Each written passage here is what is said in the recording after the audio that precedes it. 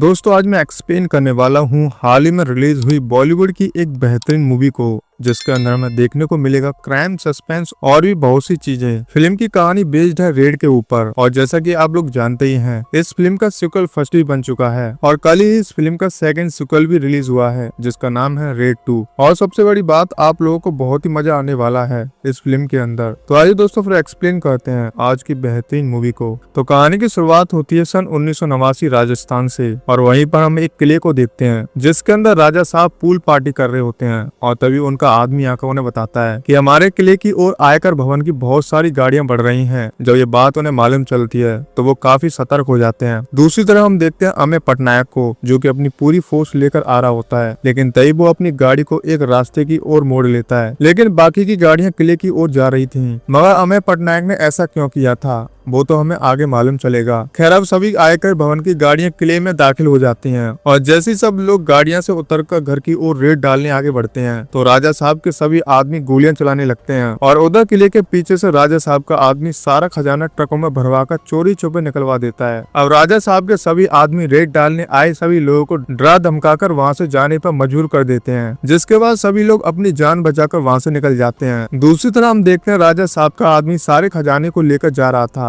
तो रास्ते में अमेय पटनायक आ जाता है, जिसका मतलब ये अमेय पटनायक का प्लान था, और इसलिए वो किले के अंदर नहीं गया था, और उसे मालूम था कि सारा खजाना उसके पास जलकर जरूर आएगा। और तभी सारी गाड़ियां वहां पर आ जाती हैं और सारे खजाने को जब्त कर लेती हैं। खैर, लेकिन राजा का खजाना जब्त करने के बाद अमेय कुछ ऐसा करता है जिस पर विश्वास करना नामुमकिन था। वो राजा का मामला रफा दफा करने के लिए 2 करोड़ की घूस मांगता है। बस फिर क्या था, यह बात जब इनकम टैक्स ऑफिसर को मालूम चलती है तो वो लोग अमेय पटनायक का ट्रांसफर करा देते हैं। यह बात जब अमेय पटनायक की बीबी मालिनी को मालूम चलती है तो अपने पति से कहती है कि आप कुछ मत बोलो, आपकी आंखें देखी पता चल रहा है कि आप कितने ईमानदार हैं, आप घूस ले नहीं सकते। जिसके बाद अब अमेय पटनायक भूल आ जाता है, और हर बार ट्रांसफर से परेशान उसकी बेटी और बीवी मालिनी भी उसके साथ हैं। दूसरी तरफ हम देखते हैं रामेश्वर जी को, जो कि जेल में अपना समय बिता रहा है, क्योंकि वो पिछले 7 सालों से इसी जेल में मौजूद है, और वह चाह रहा है कि वह जल्द से जल्द जेल से रिहा हो जाए। और रामेश्वर जब भी अमेय पटनायक को याद करता है कि पता नहीं पटनायक बाहर किसकी जिंदगी बर्बाद कर रहा होगा, अब अमेय पटनायक भोज आ चुका है। भोज में आते ही अमेय को नजर आते हैं एक मंत्री के बड़े बड़े पोस्टर। इन पोस्टर्स में जन कल्याण की बातें हैं और मंत्री की आंखों में जनता के लिए प्यार है। तब अमेय को मनोहर धनकर उर्फ दादाबाई का चेहरा पहली बार दिखता है। दादाबाई जनता के सेवक हैं। जब उनके पास कुछ नहीं था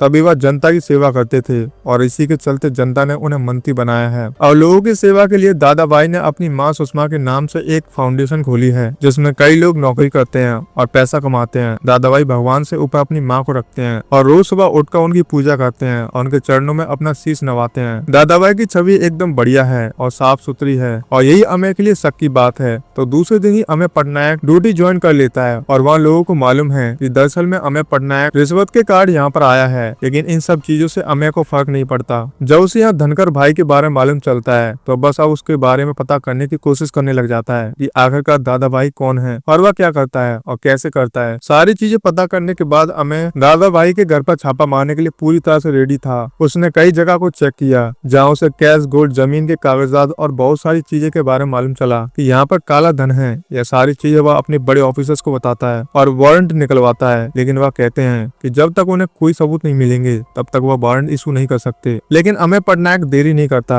वह उनके पास 32 वारंट के पेपर्स भेज देता है, और तब उन्हें साइन करना ही पड़ता है। और फिर अगली सुबह वह रेड मारने के लिए पहुंच जाता है। लेकिन इस रेड से पहले एक फ्लैशबैक का सीन दिखाया जाता है, जब अमेय ने रेड मारने से पहले सारी चीजें पता की थी। उसने दादाबाई के बारे में सब कुछ पता किया, उसके काले धन के बारे में पता किया, उसने कहाँ सोना छिपा कर रखा है, फाउंडेशन में कितना पैसा है, कहाँ पर गैस मौजूद है। यह सारी चीजें अमेय पटनायक ने पता कर ली थी, जिस वजह से ही उसने वारंट के लिए अपने ऑफिसर्स के पास पेपर्स भेजे थे। और जब अमेय पटनायक दादाबाई के पास पहुंचा तो दादाबाई को हैरानी नहीं हुई, क्योंकि दादाबाई जानता है कि उसे यहाँ पर कुछ भी नहीं मिलने वाला। लेकिन अमेय पटनायक यहाँ पर अपनी पूरी फौज लेकर आया था, और तो और दादाबाई की माँ का कहना भी यही था कि उसको लल्ला कुछ भी बुरा नहीं कर सकता। लेकिन अमेय पटनायक के पास वारंट था, इसलिए वह लोग दादाबाई के घर को चेक करने लगते हैं और उसके घर से काला धन निकालने लगते हैं। लेकिन बहुत देर हो चुकी थी और दादाबाई के यहाँ से कोई भी चीज बरामद नहीं हुई थी। और यह सारी चीजें देखकर अमेय पटनायक पूरी तरह से हैरान था, क्योंकि उसके पास पूरी इन्फॉर्मेशन थी। इसके बावजूद उसे यहाँ पर कुछ भी नहीं मिला। लेकिन अभी भी अमेय पटनायक एक फाउंडेशन में जाकर सारी चीजें चेक करना चाहता है, लेकिन बाहर जनता इकट्ठी हो चुकी थी और वह आयकर विभाग के खिलाफ नारेबाजी कर रही थी। इसलिए दादाबाई कहते हैं कि इन लोगों के सामने तो आप नहीं जा सकते, इसमें आपको मेरी मदद लगेगी, इसलिए मैं आपको अपने साथ ले चलता हूँ फाउंडेशन, जहाँ पर चलकर हम सभी लोग चेक करेंगे कि वहाँ आपको कुछ मिलता है कि नहीं। अमेय पटनायक को यहाँ फाउंडेशन की भी इन्फॉर्मेशन मिली थी और तो और यहाँ फाउंडेशन के बाहर एक ही हाथ की मूर्ति लगी हुई थी। अमेय पटनायक ने चेक किया था कि यह सोने की है, लेकिन अब जब इसे चेक किया गया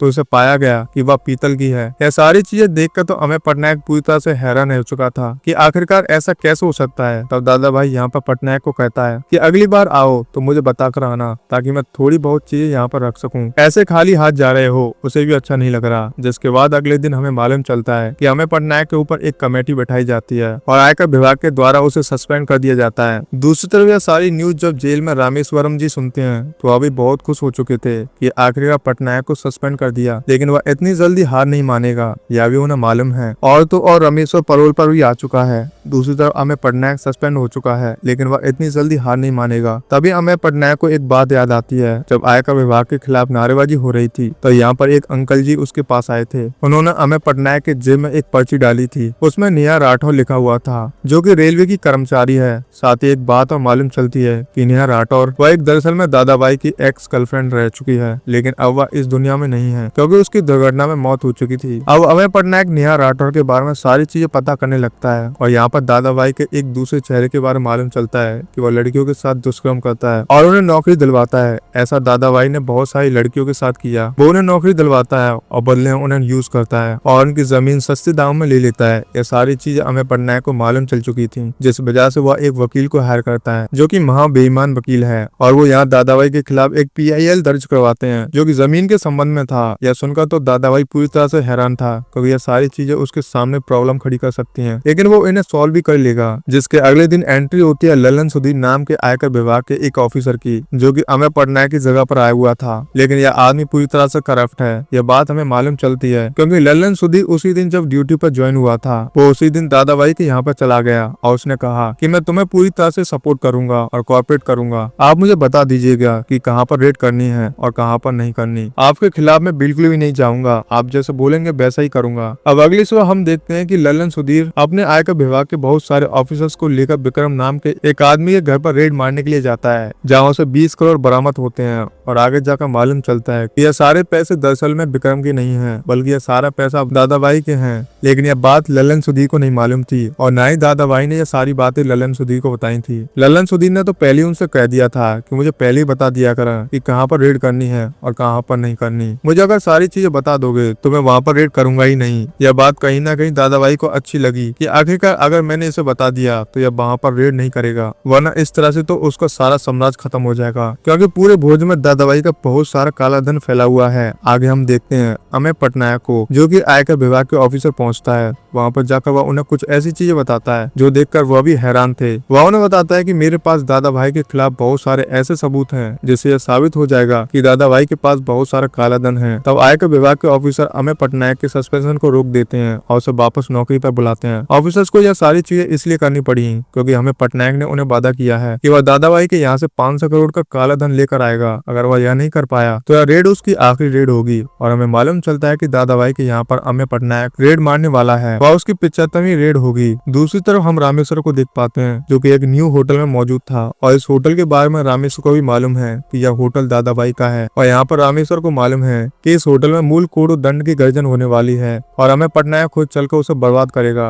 वो यहाँ पर एक बात और कहता है कि जब खुद बर्बाद हो गए हो ना तो दूसरों को बर्बाद होता हुआ देखने में बड़ा मजा आता है। उसे मालूम है अमेय पटनायक यहाँ पर रेड जरूर मारेगा। यह बात रामेश्वर जी इतने एक्सपीरियंस से कैसे कह सकते हैं? तो बात यह है कि भाई उनको पहले से ही पर्सनल एक्सपीरियंस है। आगे हम देखते हैं अमेय पटनायक को, वो अपनी पूरी टीम लेकर यहाँ दादाभाई के एक न्यू होटल में आता है जो कि हाल ही में बना है। दूसरी तरफ हम दादाभाई को देखते हैं जो कि इस न्यू होटल में तो छोड़ो भोज में ही मौजूद नहीं था, वो तो दिल्ली में किसी रैली के कार्ड बिजी थे। तो अमेय पटनायक की टीम के पास अब वारंट है और यहाँ पर वह सर्च कर सकते हैं काले धन को, जिस वजह से वह यहाँ पर रेड मारते हैं और काले धन को चेक करते हैं और उन्हें यहाँ पर इतना सारा काला धन मिल जाता है कि यहाँ के ऑफिसर्स बोलते हैं कि कभी कभी तो बहुत अफसोस होता है कि वह लोग रिश्वत क्यों नहीं लेते। और जब दादा भाई को मालूम चलता है कि न्यू होटल में रेड पड़ चुकी है तो पूरी तरह से बौखला जाता है। तब दादा भाई दिल्ली से भोज तुरंत ही निकल पड़ता है। हमें पटनायक की पूरी टीम इतने सारे सोने और पैसे को देखकर हैरान रह चुकी थी। तो वहीं दादा भाई भोज पहुंच चुके थे। दादा भाई को बहुत अच्छे से मालूम है कि हमें पटनायक और उसकी टीम को कैसे रोका जा सकता है, इसलिए वो अपने साथ बहुत सारे लोगों को अपने न्यू होटल लेकर आता है जो कि यहाँ पर उनके ऊपर हमला करने वाले थे।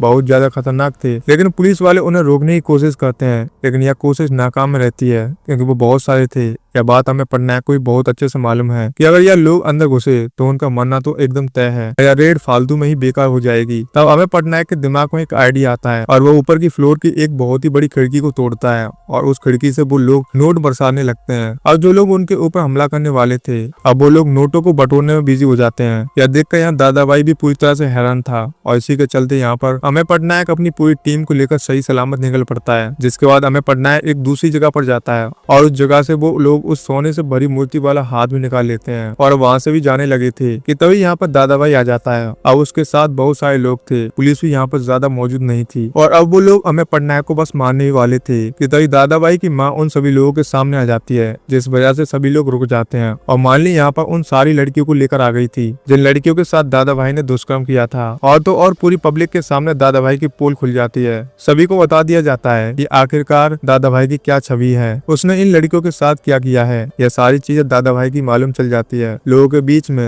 बीच में अब आक्रोश आ चुका था और तो और दादा भाई की माँ भी उससे नाराज हो चुकी थी। वो उसे थप्पड़ मार कर यहाँ से चली जाती है। अब सभी लोग दादा भाई को जब मारने वाले थे कि तभी हमें पटनायक उन्हें रोक लेता है कि आप कानून को हाथ में मत लीजिए, इसे सजा तो कानून ही देने वाला है। जिसके बाद दादा भाई को भी जेल पहुंचा दिया जाता है, जहाँ पर दादा भाई की मुलाकात होती है रामेश्वर जी से, जिनकी पैरोल खत्म हो चुकी थी और अब वो भी वापस जेल में पहुंच चुके थे। तो दोस्तों ये थी इस फिल्म की कहानी। मैं उम्मीद करता हूँ कि आप लोगों को इस फिल्म की कहानी बहुत ही बढ़िया लगी होगी। मैं पर्सनली बताऊं तो मुझे तो इस फिल्म की कहानी बहुत ही बढ़िया लगी है। तो मैं आप लोगों से जानना चाहता हूँ कि आप लोगों को कैसी लगी, तो कमेंट करके जरूर बताइएगा। तो फिर मिलते हैं दोस्तों एक और बेहतरीन मूवी के साथ। जय हिंद दोस्तों।